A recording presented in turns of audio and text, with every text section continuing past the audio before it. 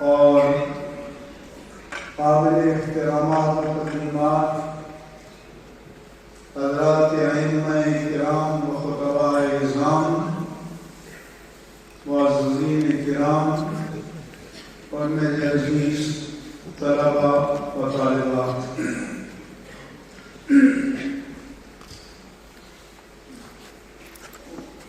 کہتے ہیں کچھ تو ہوتے ہیں محبت میں جنون کے آثار،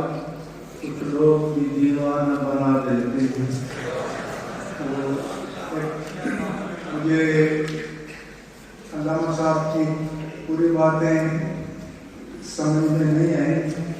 کچھ میری سماعت کا مسئلہ اور کچھ اعلیٰ مکبر الصوت کا مسئلہ، تاہم میں موضوع کی مناسبت سے چند گزارشات آپ کی خدمت عالیہ میں پیش کروں گا۔ ایک مرتبہ میں ڈاکٹر سے خطاب کر رہا تھا تو میں نے کہا کہ آپ لوگ ہیومن انجینئر ہیں، مگر آپ میکینیکل اور مینٹیننس انجینئر ہیں۔ یہ جو انسان کا میکینزم ہے، باڈی اسٹرکچر ہے، اس میں کوئی پرزہ ڈیمیج ہو جائے تو آپ ریپلیس کر دیتے ہیں، کچھ میں نقص پیدا ہو جائے تو آپ ریپیئر کر دیتے ہیں، کیونکہ مینٹیننس انجینئر کا کام ہی یہ ہے کہ آئل کرنا، گریسنگ کرنا، نٹ بولٹ کس کے رکھنا، مشینری کو فٹ رکھنا۔ لیکن جو اللہ کے نبی ہیں وہ اصل میں پروڈکشن انجینئر ہوتے ہیں، کیونکہ اگر کارخانہ ہے، میکینیکل ڈپارٹمنٹ اور مینٹیننس ڈپارٹمنٹ 100% پرفارم کر رہا ہے، آرڈر میں رکھ رہا ہے، لیکن اگر وہ پروڈکٹیوٹی نہ دے تو کوئی بھی اسے برداشت نہیں کرے گا۔ لہذا اللہ تعالیٰ کے انبیاء کرام اور رسول اعظام علیہ الصلاۃ والتسلیم اس لیے تشریف لائے تاکہ انسانیت کو یہ بتائیں کہ بنانے والے نے انہیں کیوں بنایا، تاکہ انسانیت کو یہ بتائیں کہ مخلوق اور خالق میں، ساجد اور مسجود میں، عابد اور معبود میں کیا رشتہ ہے، کیا تعلق ہے، وہ ہم سے کیا چاہتا ہے، اس نے کیوں بنایا۔ تو اس کے لیے اللہ تعالیٰ نے نبوت و رسالت کا پورا ایک انسٹیٹیوشن اور نظام قائم کیا اور فرمایا وَأَرْسَلْنَا رُسُلًا، ہم نے نظام رسالت قائم کیا، مبشرین و منذرین، وہ انسانیت و اللہ کے رحمت کی بشارت دیتے ہوئے اور اس کے عذاب سے ڈراتے ہوئے گئے، لِأَلَّا يَكُونَ لِلنَّاسِ عَلَى اللَّهِ حُجَّةٌ بَعْدَ الرُّسُلِ، تاکہ کل قیامت کے دن اللہ کی عدالت میں انسانیت کے پاس شرک پر، کفر پر، نفاق پر، ضلالت پر، فسق پر، فجور پر، معصیت پر قائم رہنے کے لیے کوئی جسٹیفیکیشن، کوئی جواز، کوئی حجت اور کوئی دلیل باقی نہ رہے۔ اس لیے یہ نظام اللہ تعالیٰ نے قائم فرمایا، اور اللہ کے رسول صلی اللہ علیہ وآلہ وسلم نے بھی ہمیں یہی بتایا تھا کہ کانت بنو اسرائیل تسوسهم الانبیاء، کہ بنی اسرائیل کی سیاست رانی یا نسل اجتماعی کی تدبیر اور تنظیم انبیاء کرام انجام دیتے تھے۔ کلما خلق نبی خلفہ نبی، ایک نبی پردہ فرما لیتا تو دوسرا نبی آ کر اسے ریپلیس کرتا، مگر آپ نے فرمایا کہ میرے بعد کوئی نبی یکون خلفاء. اب نظام امت کو خلفاء یا امت کے مقتدا یا پیشوا آگے کنٹینیو کریں گے اور جاری رکھیں گے. اسی طرح سے یہ بھی فرمایا کہ جس طرح پچھلی امتوں میں ایک نبی کے جانے کے بعد دین میں تحریف کر دی جاتی، مسخ کر دیا جاتا، رد و بدل کر دیا جاتا، تو دین کو اصل شکل میں نکھار کر مجلہ اور مصفح کر کے پیش کرنے کے لیے دوسرا نبی آتا، مگر آپ کے بعد کوئی نہیں آئے گا. اس لیے آپ نے فرمایا کہ ان اللہ یبعث لہذہ الامہ علی رأس کل مئۃ سنہ من یجدد لہا دینہا، کہ اللہ تعالیٰ اس امت کے لیے ہر صدی کے سرے پر ایک ایسی ہستی کو مبعوث فرمائے گا کہ جو تجدید و احیاء دین کا فریضہ انجام دے گا، اور جو دین کو اپنی اصل شکل میں مصفح اور مجلہ کر کے قوم کے سامنے، امت کے سامنے پیش کرے گا تاکہ دین مسخ نہ ہو جائے، دین میں تحریف نہ ہو جائے. پھر رسول اللہ صلی اللہ علیہ وآلہ وسلم نے اپنی 23 سالہ ظاہری نبوی زندگی کے اختتامی ایام میں جو بڑا ایونٹ تھا وہ تھا حجۃ الوداع کا اور خطبہ حجۃ الوداع. اس میں آپ نے اپنے مخاطبین سے، صحابہ کرام سے اور قوم سے پوچھا کہ الا هل بلغت، کیا میں نے اللہ کا پیغام بلا کم و کاست تم تک پہنچا نہیں دیا؟ سب نے ایک زبان ہو کر اقرار کیا کہ بلا یا رسول اللہ، یا رسول اللہ صلی اللہ علیہ وسلم، آپ نے یقیناً اللہ کا پیغام بلا کم و کاست ہم تک پہنچا دیا ہے. پھر آپ نے 3 مرتبہ اللہم اشہد فرمایا کہ اے اللہ تو گواہ رہنا کہ تیرے یہ بندے یہ شہادت دے رہے ہیں کہ میں نے نبوت کے مشن کو پورا کر دیا ہے.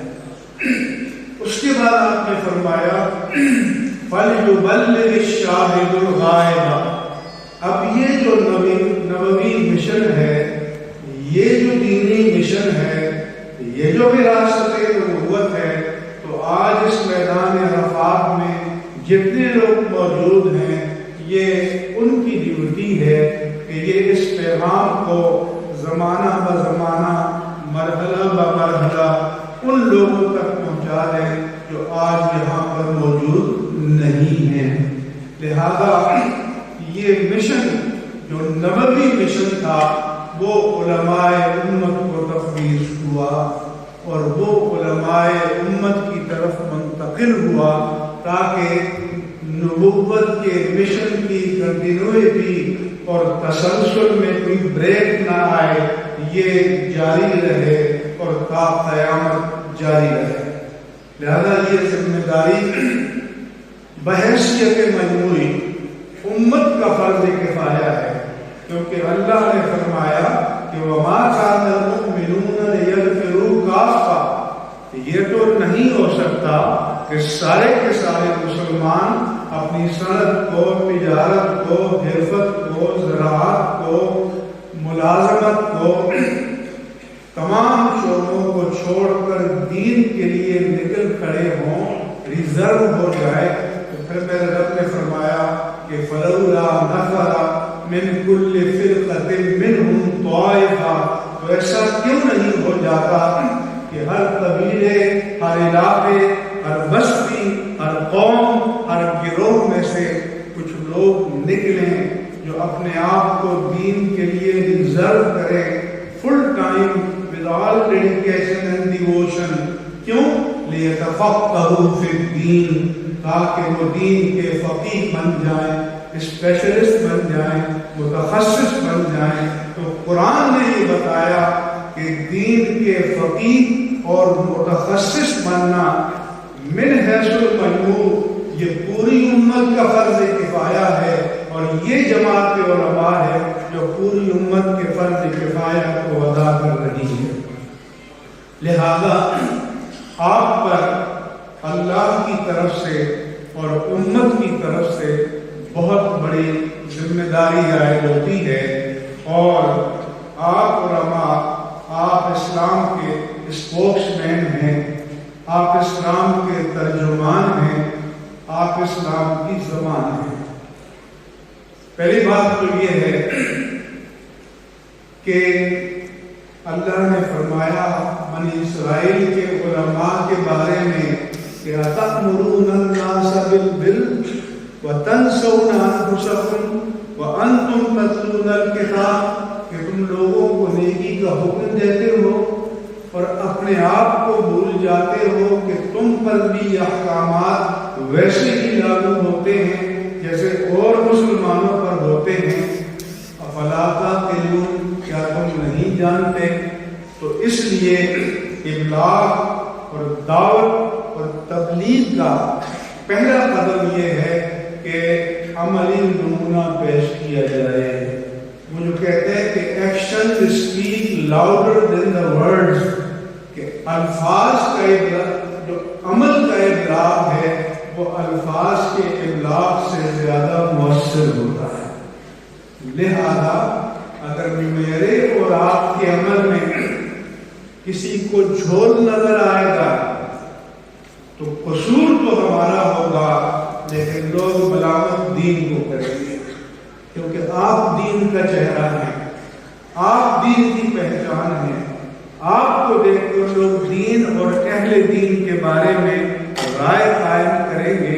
تو جب تک آپ رول ماڈل نہیں بنیں گے تو میں اور آپ دین کو ڈیمیج تو کریں گے لیکن دین کو عزت و عظمت عطا نہیں کر پائیں گے۔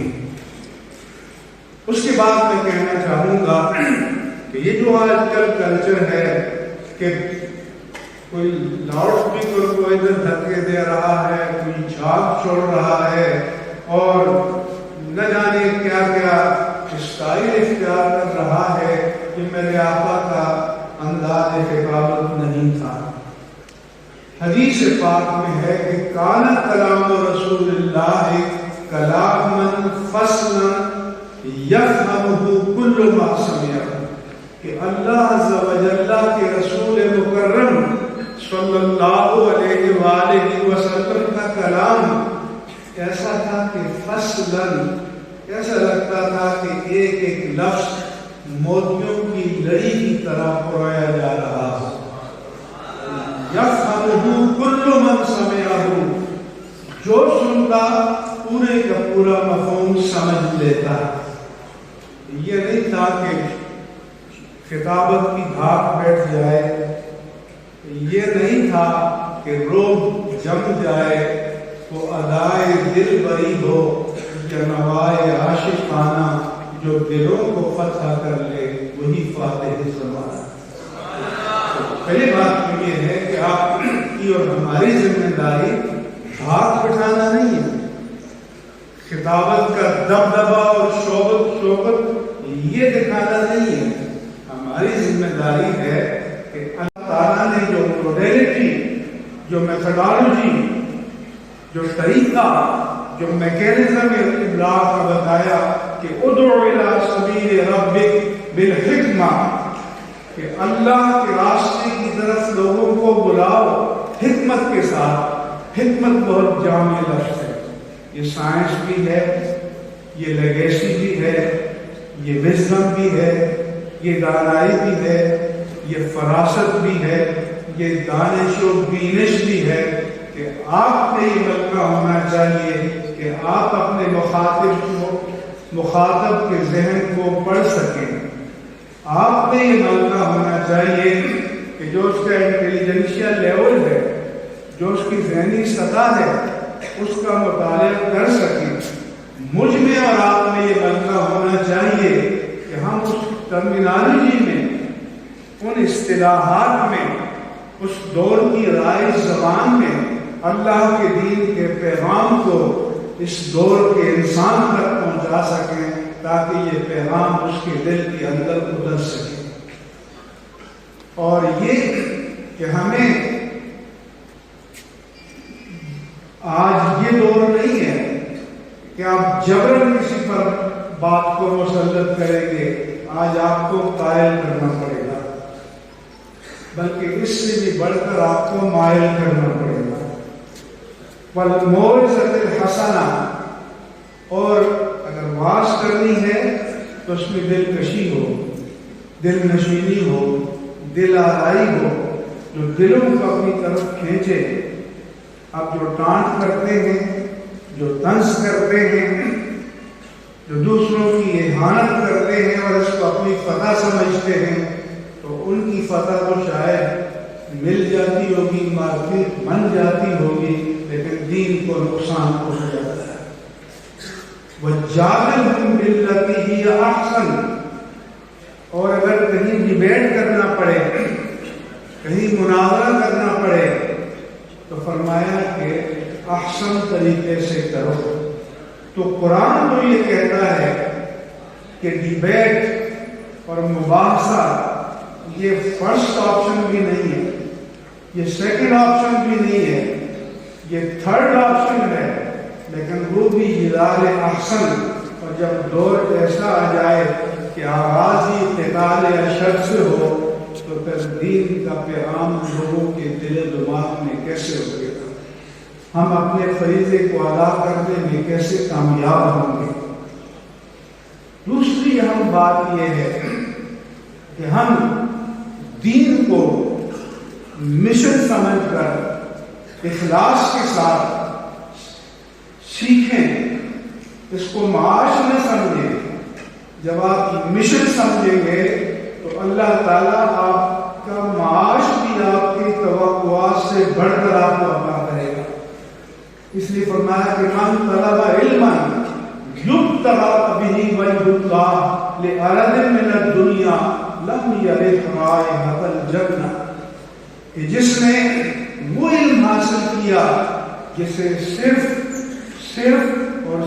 اللہ کی رضا کے لیے حاصل کرنا چاہیے، اپنی دنیا سجانے اور بسانے کے لیے حاصل کیا ہو، تو جنت میں جانا تو دور کی بات ہے، وہ جنت کی خوشبو بھی نہیں سونگے گا۔ پھر آج کل قرات ہوتی ہے تو لگتا ہے کہ یہ تنفس کی پریکٹس ہے، جو لمبی سانس کھینچ کر دونوں صورتیں ملا کر پڑے گا تو یہ قوم کہے گی سبحان اللہ، کیا بات کرتی ہے۔ لیکن مجھے حدیث میں یہ نہیں ملا، حضرت صاحب پڑھے آئے ہیں، حضور نے تو فرمایا تھا کہ اقرؤوا القرآن بلحون العرب، کہ قرآن عربوں کے لہر میں اور لہجے میں پڑھو۔ ایاکم ولحون اہل العشق والنوح، اور تم گانے والے اور نوحہ خانوں کے لہجوں میں قرآن کو پڑھنے سے بچو، اجتناب کرو۔ فرمایا کہ جو ایسا کرتے ہیں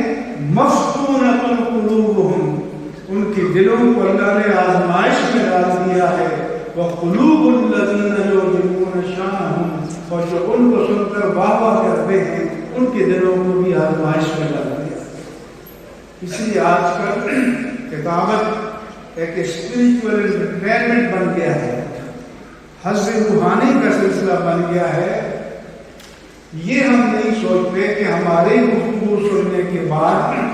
جو ہماری مجلس میں بیٹھا ہے وہ گھر کیا بن جائے گا۔ مارکیٹنگ ایجنٹ کی ایکسپرٹیز یہ ہوتی ہے کہ اپنی مرضی کا مال بیچے، اور اگر وہ لوگوں کی مرضی کا مال بیچ رہا ہے تو پھر وہ مشنری نہیں ہے، وہ دعوت بھی نہیں ہے۔ اب آج کل ہر مسلک کے لوگوں کے اپنے اپنے تمیزات ہیں، تخصصات ہیں، معتقدات کے بارے میں اور چیزوں کے بارے میں، لہٰذا وہ چیز مارکیٹ میں پھینکتے ہیں جس کی ڈیمانڈ ہو، اور اس میں خطیب یا مولوی وہ بھی شامل ہے، اور وہ ایک خاص قسم کا طبقہ جو ایسی مارکیٹ پیدا کرتا ہے وہ بھی شامل ہے۔ تو ہمیں حضور نے فرمایا کہ لا تکونوا انمیاتن، آپ نقال و لکیر کے فقیر نہ بنو، آپ کو اوریجنیٹر ہونا چاہیے، آپ کو ٹرینڈ سیٹر ہونا چاہیے، آپ کو لوگوں کے پیچھے نہیں کرنا چاہیے، لوگوں کو اپنے پیچھے چلانا چاہیے، کیونکہ اللہ کے رسول نے فرمایا تھا کہ انما جعل الامام لیؤتم بہ، امام تو اس لیے بنایا گیا ہے کہ وہ مقتدا بنے، وہ پیشوا بنے، اور امام ہی مقتدی بن جائے تو پھر وہ لیڈ کیسے کرے گا، پھر وہ قیادت کیسے کرے گا؟ اس لیے میں کہتا ہوں کہ مساجد میں جو لیڈنگ پوزیشن ہے وہ چودھریوں کی اور وڈیروں کی اور ان کی نہیں ہونی چاہیے، لیڈنگ پوزیشن جو ہے وہاں عالم کی ہونی چاہیے، اس کے پاس اتھارٹی ہونی چاہیے، کیونکہ اس نے فیصلہ کرنا ہے کہ حق کیا ہے اور باطل کیا ہے، صحیح کیا ہے اور غلط کیا ہے۔ تو آج کل ایک خرابی یہ بھی ہو گئی ہے، اسی طرح سے ایک ہمارا انسٹیٹیوشن پیر مرید کا بنا، اب اس کی اصل کیا ہے، ضرورت کیا ہے، اس کو تھوڑی دیر کے لیے سیٹسائز کر دیں تو اس میں کیا خرابی ہے کہ اس کو موروثی بنا دیا گیا۔ یہ وی سی صاحب کا بیٹا تو کل اٹھ کے وی سی نہیں بن سکتا جب تک کہ میرٹ پر پورا نہ ہو جائے، لیکن پیر کا بیٹا بغیر میرٹ کے پیر بن جاتا ہے۔ نہ ظاہری معیار، نہ علمی معیار، نہ تقوی کا معیار، نہ کردار کا معیار، اور خاص طور پر آپ کے جنوبی پنجاب سے پورے سندھ تک یہ جو بیماری ہے، اس نے بھی دین کو بہت بڑا نقصان پہنچایا، دین کو ڈیمیج کیا۔ علماء بھی سیاسی مظاہرے بن، روحانی مظاہرے بن گئے، تو علماء نے کلمہ حق کہنا چھوڑ دیا۔ اس لیے علماء کو اٹھنا چاہیے۔ حضرت علامہ علی القاری رحمہ اللہ تعالیٰ نے لکھا ہے کہ کبھی ایک فرد تجدیدی کارنامہ انجام دیتا ہے اور کبھی ایک طبقہ تجدیدی کارنامہ انجام دیتا ہے۔ آج میں کہتا ہوں کہ طبقہ علماء اور طبقہ فتوا کو باغ دور اپنے ہاتھ میں لے کر تجدید دین کا کام انجام دینا چاہیے، اور مقتدی نہیں بننا چاہیے، مقتدا بننا چاہیے، تاکہ دین کو اصل نشر اور احیاء کا ماحول ملے۔ اسی طرح سے عزیزان گرامی، رسول اللہ صلی اللہ علیہ وآلہ وسلم نے علامات قیامت میں بیان کیا کہ عزت تو فضل صحیح دولا، کہ جب قوم کا خزانہ ذاتی دولت بنا لیا جائے، والامانت مغنما، اور امانت کو مال غنیمت سمجھ کر لوٹا جانے لگے، والزکات مغرما، اور زکات کو تاوان سمجھ کر دینے سے انکار کر دیا جائے، وَأَخْشَى الرَّجُلُ أَبَاهُ وَأَدْنَى صَدِيقَهُ، ایک شخص باپ کو دور کرے اور دوست کو قریب کرے، وَحَقَّ الرَّجُلُ أُمَّهُ وَأَطَاعَ امْرَأَتَهُ، ایک شخص ماں کا نافرمان ہو جائے اور بیوی کا فرمان بردار ہو جائے، وَتُعُلِّمَ لِغَيْرِ الدِّينِ، اور دین حاصل کیا جائے مگر دین کی سربلندی کے لیے نہیں، دنیا کمانے کے لیے حاصل کیا جائے اور دنیا سجانے کے لیے حاصل کیا جائے، تو پھر یہ آفت بن جاتا ہے کہ وَاللَّهُ اللَّهُ عَلَىٰ عِلْمِ، کہ اللہ نے اس کے علم کے باوجود اسے گمراہ کر دیا۔ وَأُكْرِمَ الرَّجُلُ مَخَافَةَ شَرِّهِ، اور معاشرے میں کسی شخص کی تکریم اس کے علم کی بنیاد پر نہیں، تقوی کی بنیاد پر نہیں، کردار کی بنیاد پر نہیں بلکہ اس کی دہشت کی بنیاد پر ہو، اس کے خوف کی وجہ سے کی جائے، تو پھر جو نتائج نکلنے چاہیے وہ نکل رہے ہیں اور وہ ہمارے سامنے آ رہے ہیں۔ اس سے میں کہا کرتا ہوں کہ جس قوم میں 2-4 چوکے چھکے لگانے والا کرکٹ میں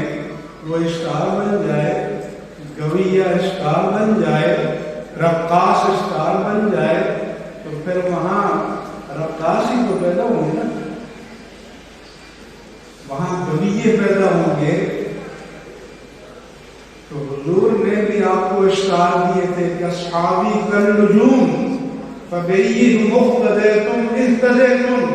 کہ میرے اصحاب تمہارے اسٹار ہیں، جس کو فالو کرو گے منزل حق کو پالو گے۔ لیکن ان اسٹار کو چھوڑ کر جب قوم ان اسٹار کے پیچھے چلے گی تو بیڑا غرق تو ہونا ہی ہے۔ اس لیے فرمایا حضور نے کہ کثرت الزنا وشربت الخمور، بدکاری نام ہوگی، شراب کے دور چلیں گے۔ پھر فرمایا کہ ظہرت القینات والمعاصف، اور گانا گانے والے اور آلات غنا کا دور ہوگا۔ پھر غنا کا زلازلہ وخسفاً ومسخاً وریحاً حمرا، پھر زلزلے آئیں گے، صورتیں بگاڑی جائیں گی، آندیاں چلیں گی۔ ایک تو صورت ایسی بگاڑی جاتی ہے کہ جیسے بنی اسرائیل کو خنزیر اور بندر بنا دیا، اور ایک صورت ایسے بگاڑی جاتی ہے کہ 140 کروڑ مسلمانوں کا دنیا میں کوئی مقام ہی نہیں ہے۔ تو کیا یہ مس کی صورت نہیں ہے؟ تو پھر فرمایا کہ آیات فتابو کنازل شرک انقطاع، پیدل پہ ایسی نشانی آئیں گی کہ جیسے ایک موتیوں کی لڑی ٹوٹ گئی ہو اور ایک ایک کر کے موتی گر رہے ہوں، اس طرح سے آپ کے لیے یہ سارے حالات پیدا ہوں گے جیسا کہ آج امت مسلمہ کے حالات ہیں، خود پاکستان کے حالات۔ پھر ہمیں لوگ کہتے رہتے ہیں کہ بھی مولوی لڑتے ہیں، تو آج کل میں میڈیا والوں سے کہتا ہوں کہ مولوی بہت پیچھے رہ گئے، اب سیاستدان لڑائی میں بہت آگے نکلے۔ 2014 سے جو اخلاق اور کردار میں ایک دوسرے کو طرز تخاطب میں جو بیڑا غرق کیا گیا ہے اور سوشل میڈیا پر غرق کیا گیا ہے، تو اس نے جو قوم کے کردار کو بگاڑا، نوجوانوں کے کردار کو بگاڑا، اس نقصان کی تلافی آسان نہیں ہے۔ ہر ایک کے سوشل میڈیا پر اپنے لشکر پال رکھیں گے۔ اس لیے میں نے ہمزہ دومزہ کے نام سے کالم لکھا تھا کہ دیندار لوگوں کو یہ کام نہیں کرنا چاہیے، وہ کام جو ویسے ہی حرام ہے، اگر اسے کوئی دین کا کام سمجھ کر کرتا ہے یا وہ سمجھتے ہیں کہ یہ اللہ کی رضا کے لیے ہے، تو اس میں تو ایمان کا خطرہ ہے۔ اس لیے اہل دین کو اعلیٰ کردار کا، اعلیٰ اخلاق کا مظاہرہ کرنا چاہیے۔ میرے آقا و مولا صلی اللہ علیہ وآلہ وسلم، جیسا کہ میں نے عرض کیا، متانت کے ساتھ، ٹھہراؤ کے ساتھ، قرار کے ساتھ اپنی بات مخاطبین تک پہنچاتے تھے۔ ہاں کبھی کبھی آپ کے چہرے انور پر کبھی مسرت کے آثار نمودار ہوتے، جیسے سید عائشہ صدیقہ فرماتی ہیں کانہا قبر کو آثار وجہ کہ آپ کا چہرہ کھل اٹھتا، اور کبھی ایسا ہوتا کہ صحابہ فرماتے ہیں کانما حسرا علی وجنتیہ الرمان، کہ ایسا لگتا غصے میں کہ آپ کے رخسار پر انہار میں چھوڑ دیے گئے ہوں۔ لیکن حضور کی زندگی میں تبسم کے ذہن کے چند مقامات ہیں جن پر باقاعدہ کتابیں لکھی گئی ہیں۔ آپ کی زندگی متانت اور وقار کی زندگی تھی۔ حضرت عبداللہ بن عمرو بن عاص بیان کرتے ہیں كنت اكتب كل شيء اسمعه من رسول اللہ، کہ میں اللہ کے رسول کی مجلس میں بیٹھتا تو جو کچھ سنتا میں لکھ لیا کرتا تھا، نوٹس لیتا تھا۔ پھر ایک دن پھر میں نے بیٹھا ہوا تھا اور میں لکھ نہیں رہا تھا تو اللہ کے پیارے رسول صلی اللہ علیہ وآلہ وسلم نے پوچھا کہ تم لکھ نہیں رہے؟ انہوں نے عرض کیا کہ یا رسول اللہ صلی اللہ علیہ وسلم، مجھے کچھ سمجھدار لوگوں نے بتایا کہ ان النبی بشر یتکلم فی الغضب والرضا، کہ نبی بشر ہوتا ہے، کبھی کیفیت غیظ و غضب میں ہوتا ہے، کبھی کیفیت مسرت میں ہوتا ہے، کبھی جلال میں ہوتا ہے، کبھی جمال میں ہوتا ہے۔ ان کیفیات میں بندہ بات کچھ سے کچھ کہہ دیتا ہے، ہر بات مت کا کرو۔ تو میرے آقا و مولا صلی اللہ علیہ وآلہ وسلم نے فرمایا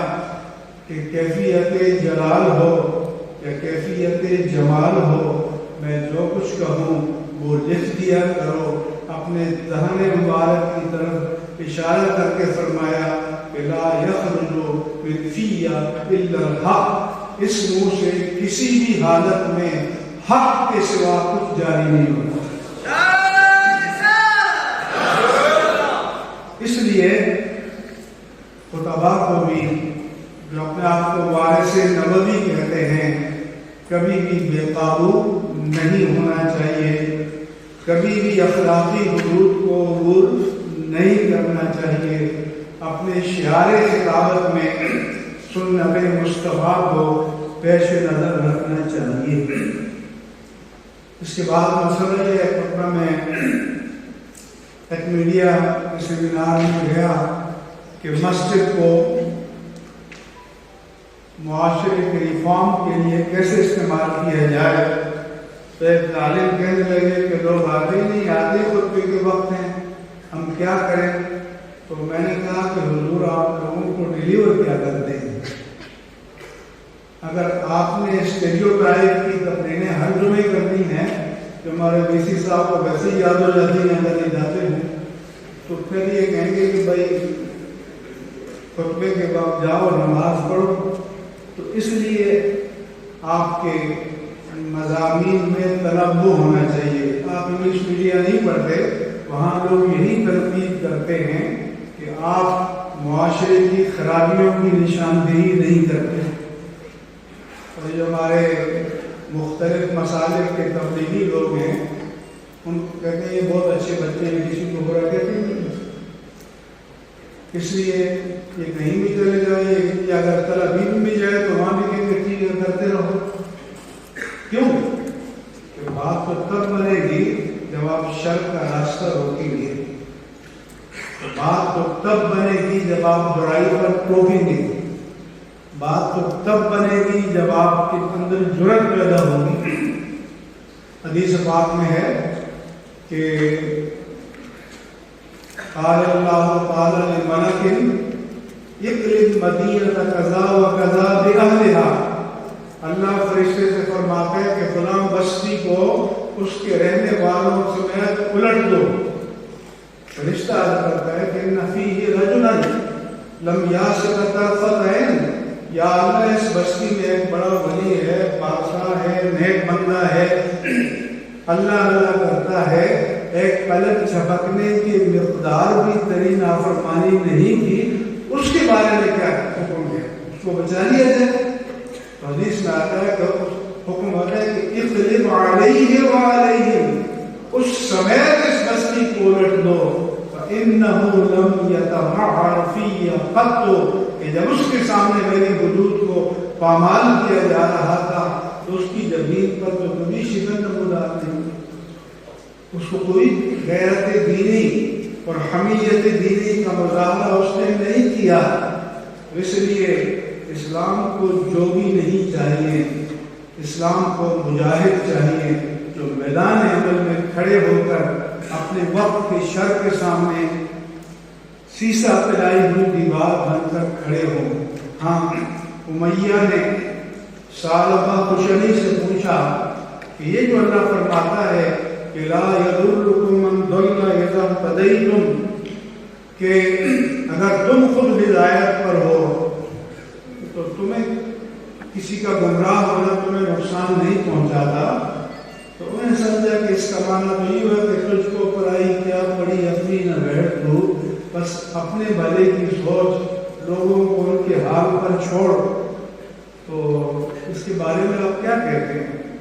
تو ثعلبہ خشنی نے فرمایا کہ سألتُ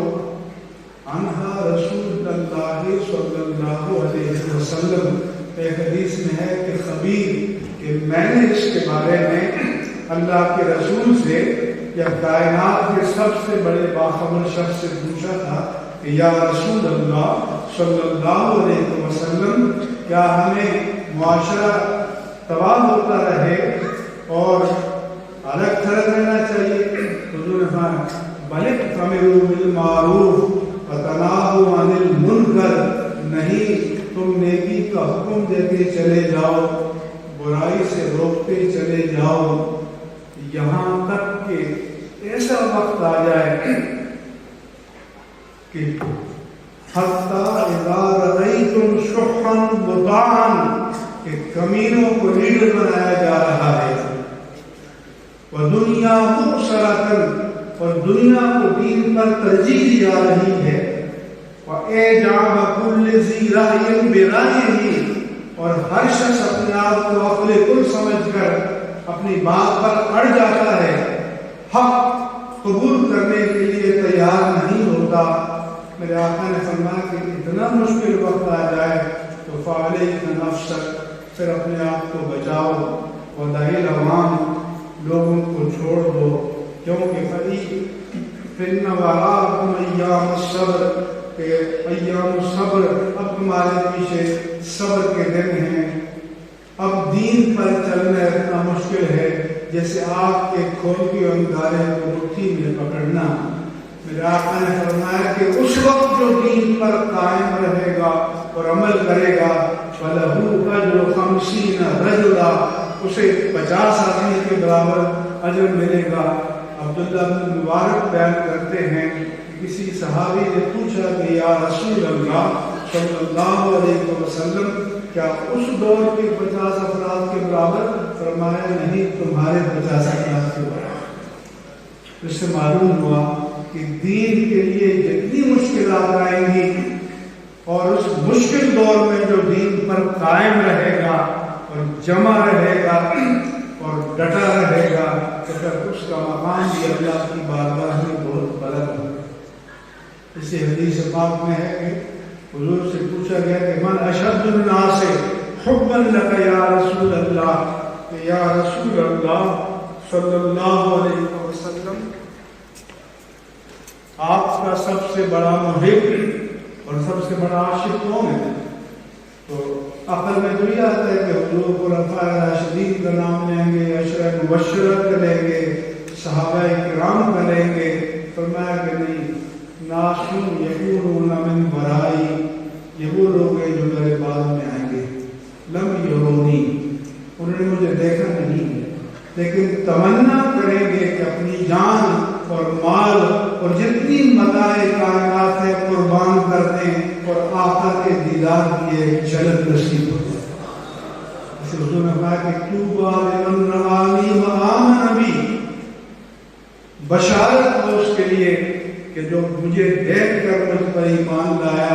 اور طوبیٰ 7 مرات لمن لم یرنی وآمن بی، اور مجھے دل دیکھے جو مجھ پر ایمان لایا، اس کے لیے 7 بشارتیں۔ اس لیے عزیزان گرامی،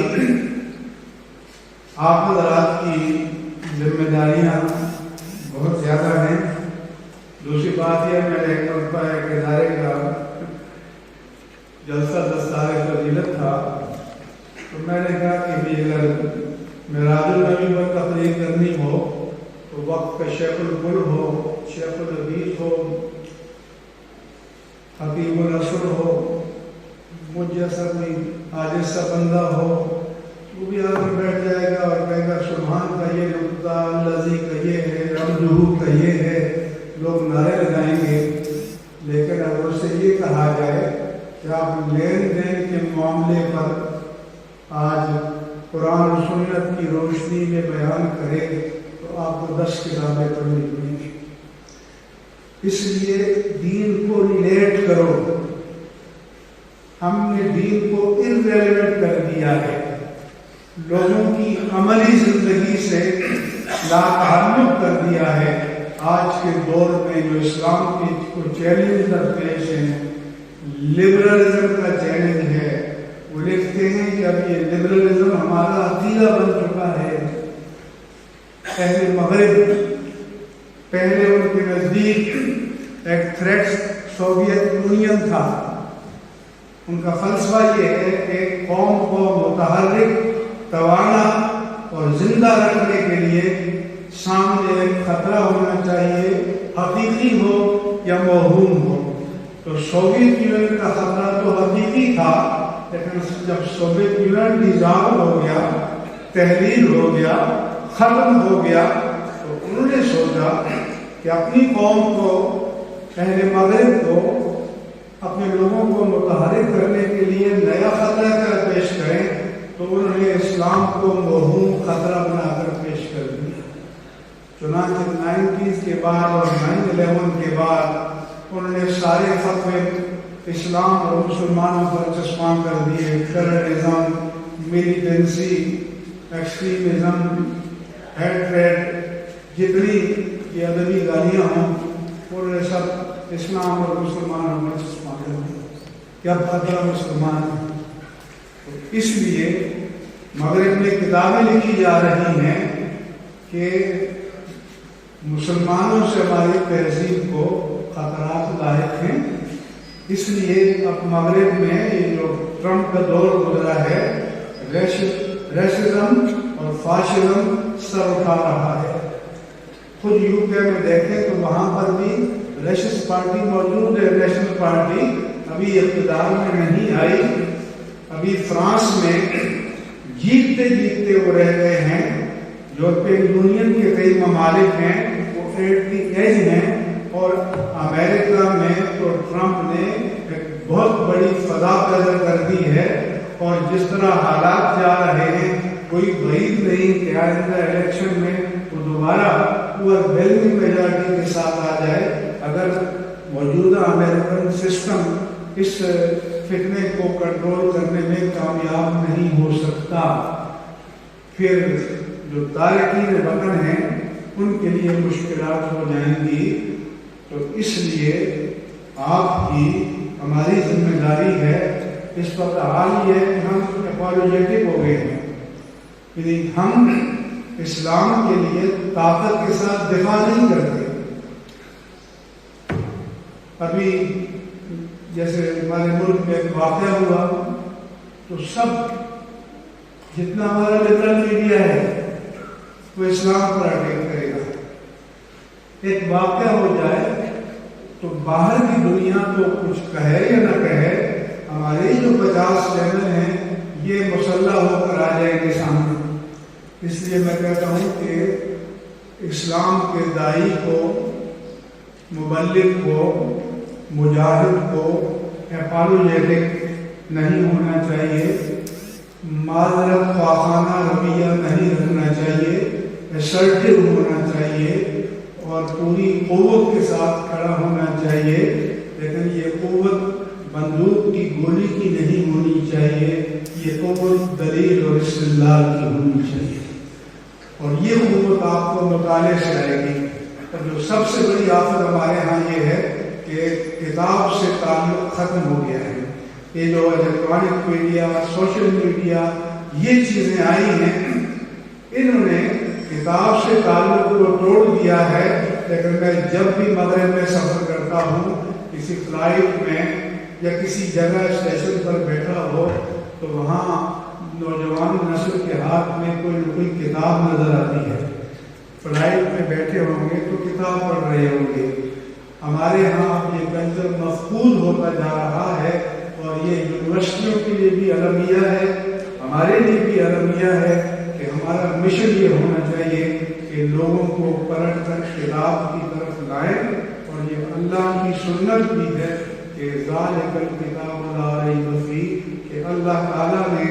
اپنے مشن کو کتاب سے تعبیر کیا ہے، مکتوب سے تعبیر کیا ہے۔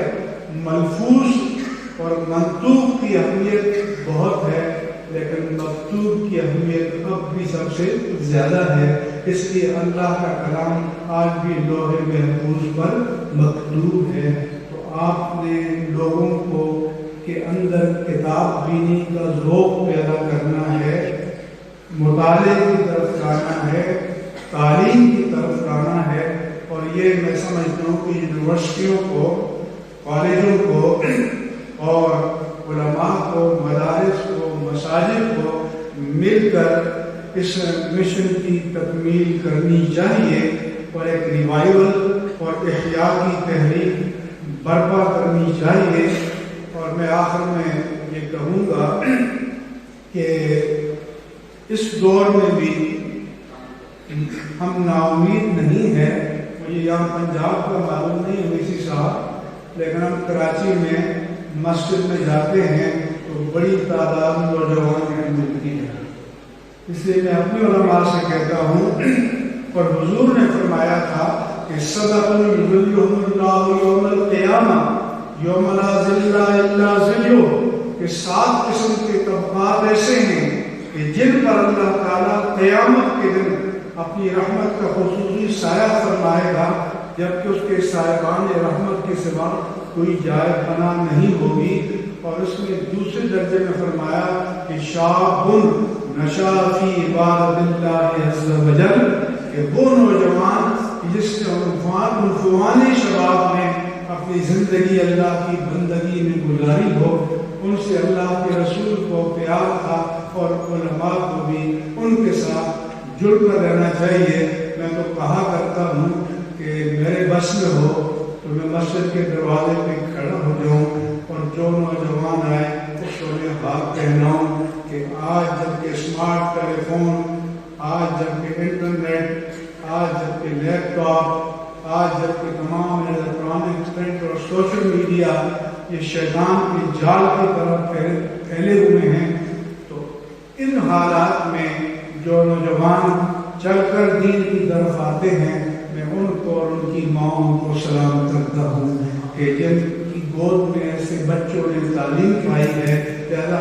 آپ کی اور ہماری ذمہ داری ہے کہ گھریلو ماحول کی اصلاح کے لیے بھی ایک تحریک برپا کرنا۔ اگر اس میں ہم کامیاب ہو جائیں گے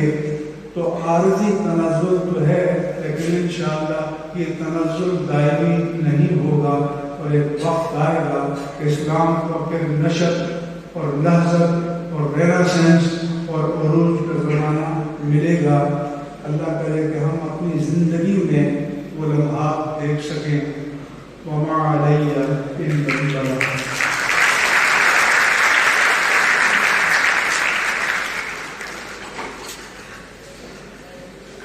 اسلام کو جوگی نہیں، اسلام کو مجاہد چاہیے۔ مفتی منیب الرحمان صاحب حاضرین سے مخاطب تھے۔ پاس گیا، میں نے پوچھا کہ آپ جو اپنی پروڈکٹ فروخت کرتے ہیں تو آپ کی سائنس کیا ہوتی ہے؟ اس سے کہا کہ ہماری مارکیٹنگ سائنس یہ ہوتی ہے کہ ہم جو ایڈ بناتے ہیں تو اس انداز سے بناتے ہیں جو اسے دیکھے، جو اسے سنے، ہم اسے یہ بات کراتے ہیں کہ اس کو خریدنا تمہارے فائدے میں ہے، نہیں خریدو گے تو نقصان میں رہ جاؤ گے۔ تو ہم بھی تو مارکیٹنگ ایجنٹ ہیں اللہ کے دین کے، ہم نے اپنے آپ کو پیش کیا ہے، تو کیا ہم نے اس دور کے انسان